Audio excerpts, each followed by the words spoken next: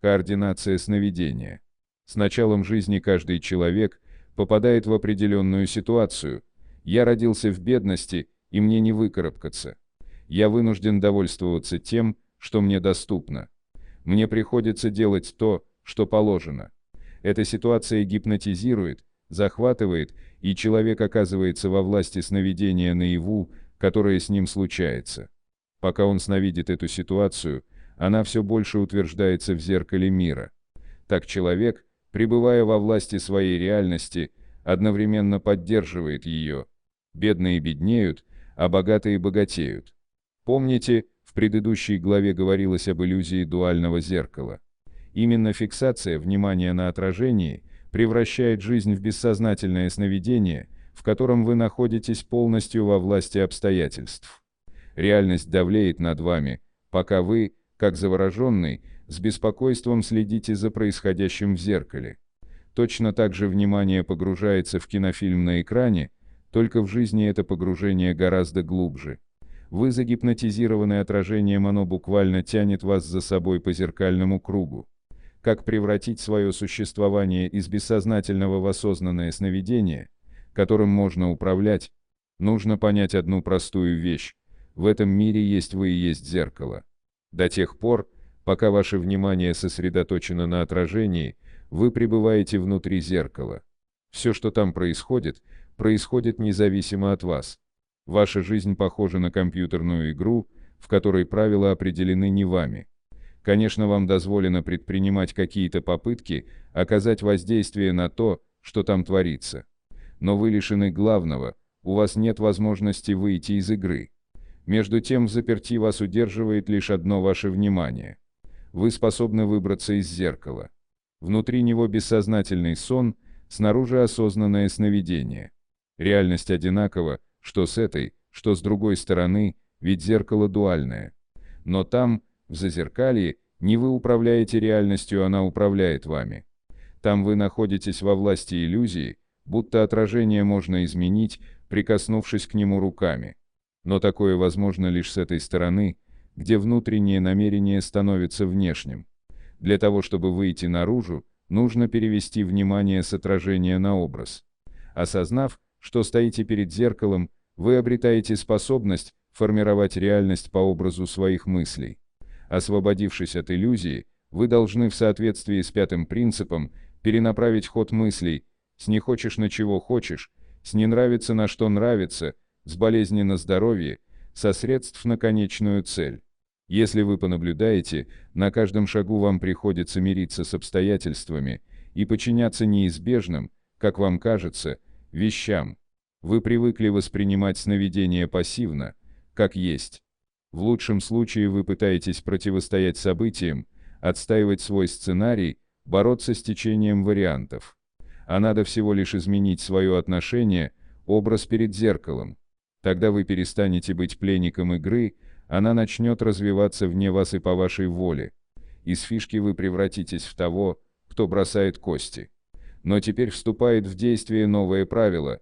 Если выпало неудачное, с вашей точки зрения, комбинация ее нужно принять и объявить удачной. Это правило следует выполнять, если не хотите опять оказаться внутри зеркала. Недостаточно перенаправить ход мыслей, необходимо еще переключить контроль, разимо с разработки сценария по его динамическую корректировку. Вы хозяин своего мира до тех пор, пока соблюдаете 6 и 7 зеркальные принципы. Обычно разум противится, если наступающее событие не укладывается в его представление. Теперь должно быть все наоборот. Всякий раз, как разум проявляет недовольство по поводу нестыковки со сценарием, необходимо встрепенуться и с готовностью принять изменения. Все идет как надо. Разум никак не может свыкнуться с мыслью, что в начале пути, когда еще ничего не известно, нет нужды беспокоиться о средствах. Он сам постоянно ловит себя на том, что думает, как это может осуществиться, и проигрывает всевозможные негативные варианты. Так и хочется ему сказать: пойми же, кретин, это не твоя забота. Твое дело фиксировать внимание на конечной цели. Люди сами не позволяют задуманному осуществиться. Загадывая желание, разум всегда заранее составляет примерный план развития событий, Так уж устроено мышление человека. Когда же наступающие события не вписываются в сценарий, создается впечатление, что ничего не получается. А на самом-то деле все идет как надо. Но поскольку разум, привыкший мыслить штампами, не хочет вносить изменения в свой сценарий, человек начинает действовать таким образом, чтобы все испортить. Вот в этом весь парадокс. Никто не может точно знать, как должны развиваться события, чтобы заказ был реализован. Но если человек все-таки настаивает на том, что знает, тогда в результате ничего и не получается. Ваши мечты кажутся труднодостижимыми потому, что вы находитесь во власти шаблонов и просто не даете этим мечтам осуществиться. Ваши двери заперты на замки стереотипов. Формируйте в мыслях желаемый образ-цель, а потом просто переставляйте ноги в направлении к ней. Что бы ни происходило, все делается для исполнения вашего заказа.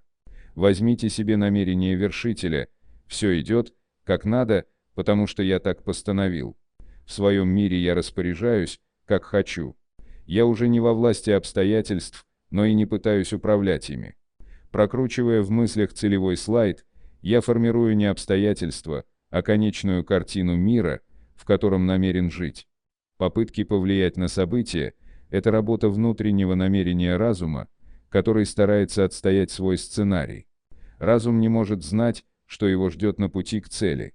Обстоятельства формируются внешним намерением и течением вариантов. Мое дело задать вектор течения, а но какому руслу оно двинется, меня не заботит. Представьте себе, однажды вы пробуждаетесь в своем зеркальном сновидении. Вокруг что-то происходит. Обычные события и декорации, но вы смотрите на все по-другому, словно вырвались из потока событий и очутились в центре огромного сферического зеркала. Гигантский калейдоскоп медленно вращается вокруг вас, сверкая гранями реальности. Вы часть этой реальности и в то же время существуете отдельно, независимо. Точно так же вы осознаете свою отдельность, когда просыпаетесь во сне и понимаете, что теперь сон зависит от вас, а не вы от него. В зеркальном сновидении наяву все то же самое, с той лишь разницей, что действительность реагирует не так быстро. Но стоит только свыкнуться с ее медлительностью, как открывается нечто удивительное, реальность пластично меняется, следуя образу ваших мыслей. Что все это значит? Куда вы попали? Вы оказались снаружи этого мира, вышли из зеркала.